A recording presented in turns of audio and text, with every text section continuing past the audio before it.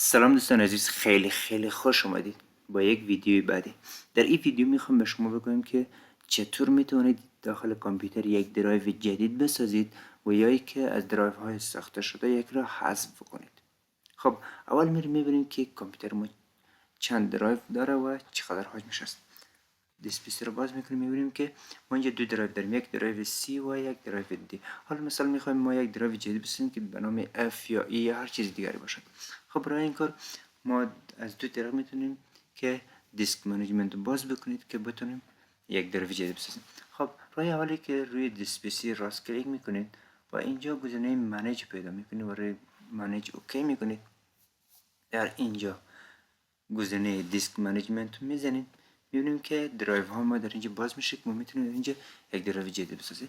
و طریق دوم میتونیم که در سرچ باکس ما سرچ بکنیم create and format hard disk partitions باز بکنید، میبینیم که باز همون درایو ها است. خب اینجا میخوایم که یک درایو جدید بسازیم، از درایو دی ما کم بکنیم و یک درایو دیگر بسازید.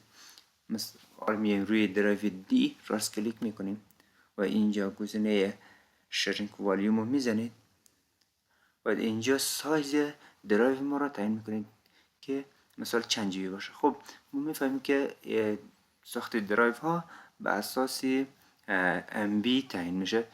مثلا ما میخوایم که درایو ما 2 جیبی باشه. 2 جیبی ما میدونیم که هر جیبی ما 1024 MB است و 2 جیبی میشه که 2048 MB.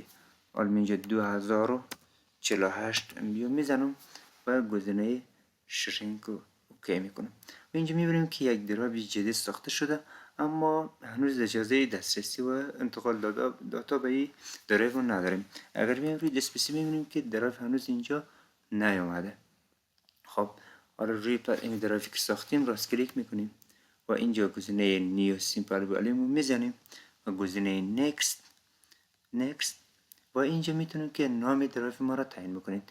درایو ای مثلا من میخوام که F انتخاب بکنم، فرقی نمیکنه و بعد گزینه next میزنیم و اینجا گزینه نیو والیوم یا پاک میکنیم و next میزنیم فینیش.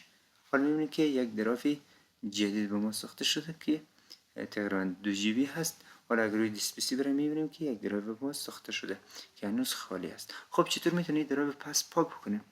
خب برای این کار باز هم میریم روی گزینه درایوی که ساختیم، مثلا درایو F است، راست کلیک میکنیم و اینجا گزینه دلیت والیوم رو میزنیم و بعد یس. حالا میبینیم که درایو ما پاک شد، اما میبینیم که درایو از روی دیسپیسی پاک شده اما در اینجا ساختش معلوم میشه.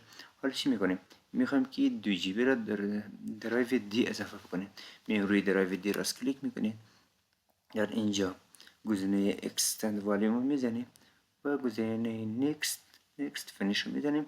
میبینیم که درایو ما کاملا حذف شد و پس در درایو دی ما اضافه شد. این بود ساخت درایو جدید و حذف درایو. تا ویدیوی بعدی، الله نگهدار.